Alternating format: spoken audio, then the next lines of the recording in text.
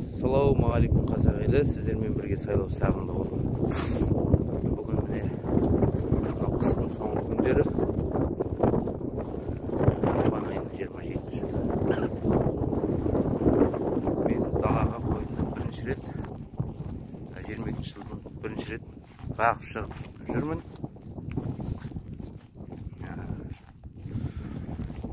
Дала бұлай жақсы. Жер аздап көктеп жатыр екен. Жалпы негізі биыл қыс болған жоқ қой бізде. Қыс жайлы болып, кішкене бізден ары қарай оңтүстікте орналасқан сынды ауылдар мүлдем қойлар тоқтаған жоқ. Олардың қойлары қалаға қыстай жайылып шықты. Енді мына біз кішкене бері қарай қатқылдау болғасын қойымыз шығара алған жоқпыз.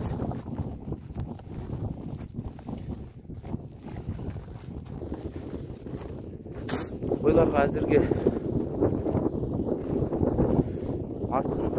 наурыз айының ортасында төлдейтін болғасын кішкене аяқтар ширасын деп шығарып жатырмыз. Қазір қалай жайылып жүргенін көрсетейін. Ол үшін бізге камерамды не жағына қояйын, екінші жағына қояйын камерамды. Міне қойлар жайылып жүр. Жер болса мынау. Қазір жерде мынандай көктеп жатыр, жер жайлап.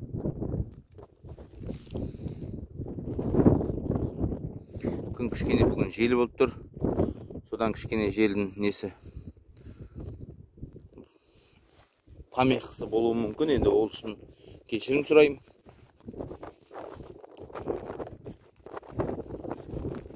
Жалпы жер жақсы екен.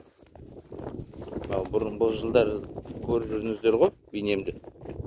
Тап-тақырда осындай уақытта бір осыдан да кейінгі уақыттарда шығарып жүргенде тап-тақыр болды.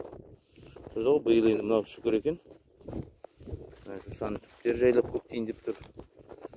Мынау жалпы жерде көк. Енді тағы да бір 5-6-10 шақты градус жылық болып шуақ болса, бұл кәдімгідей 2-3 сантиметрге дейін көтеріледі. Қойлар мынау ғой енді. Әзірге төлдеген жоқ. Бір төлдейтін уақыттарда жақындап келе жатыр ғой.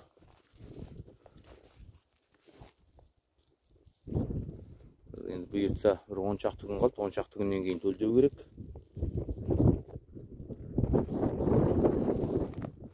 Соған дейін мынау бойларын жассын деп, ширасын деп кішкене далаға айдап шығып тұрған түріміз. Жалпы негізі болады екен далаға айдап шығуға, бағуға.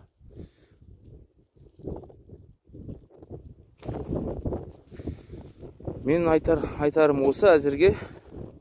Жақсы, сау болыңыздар. Мынау алда келе жатқан мейрамдарыңыз құтты болсын.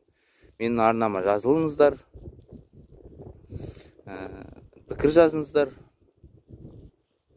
Айтатын ақылдарыңыз болса айтыңыздар, сұрайтындарыңыз болса сұраңыздар, пікірлесіп отырыңыздар бір-біріңізбен.